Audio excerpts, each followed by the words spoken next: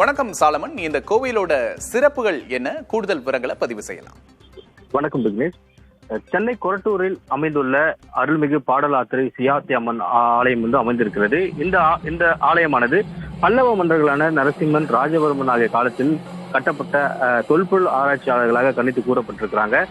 இது மிகவும் தொன்மை வாய்ந்த கோவில் என்பதால் இந்த கோவில் ஆடி திருவிழா என்பது மிகவும் கோலாகலமாக நடைபெறுவது வழக்கம். அந்த வகையில இந்த ஆடி திருவிழாவானது இன்று விமர்சையாக தொடங்கி நடைபெற்று வருகிறது.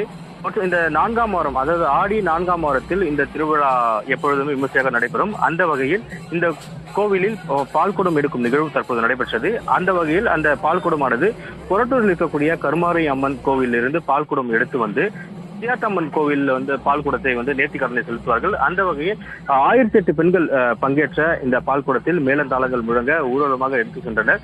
அந்த ஊர்வலத்தின் போது ஓம் சக்தி பராசக்தி என்ற மந்திரம் விண்ணை முட்டும் அளவிற்கு இந்த ஊர்வலமானது நடைபெற்றது. இந்த ஊர்வலம் கிட்டத்தட்ட ஒரு 3 கிலோமீட்டர் கருமரியம்மன் கோவில் இருந்து சியாத்தம்மன் ஆலயத்தில் வருவதற்கு 3 கிலோமீட்டர் சுற்றளவுக்கு இந்த மந்திரத்தை முழுங்க 1008 பெண்கள் தங்களுடைய நேர்த்திக்கடனை செலுத்துவதற்காக இந்த பால்குடத்தை எடுத்து வந்திருக்கிறனர். மேலும் குறிப்பாக இந்த பால்குடமானது கொரட்டூர் இருக்கக்கூடிய சப்வே, அதாவது ரயில்வே சுரங்கப்பாதை வழியா செல்லும் பொழுது மிகவும் பிரம்மாண்டமாக காட்சியளிக்கக்கூடிய வகையில் இந்த பால்குடம் எடுத்து வர நிகழ்வு தற்போது நடைபெற்று முடிந்திருக்கிறது. மிகவும் தொன்மையை வாய்ந்த இந்த கோவிலில் பால்குடம் நிகழ்வானது இந்த பகுதியில் பிரமிக்கத்தக்க வகையில் பார்க்கப்படுகிறது. நிச்சயமாக சாலமன், காட்சிகள் பிரம்மாண்டமாக இருக்கின்றன. கூடுதல் விவரங்களுக்கு நன்றி.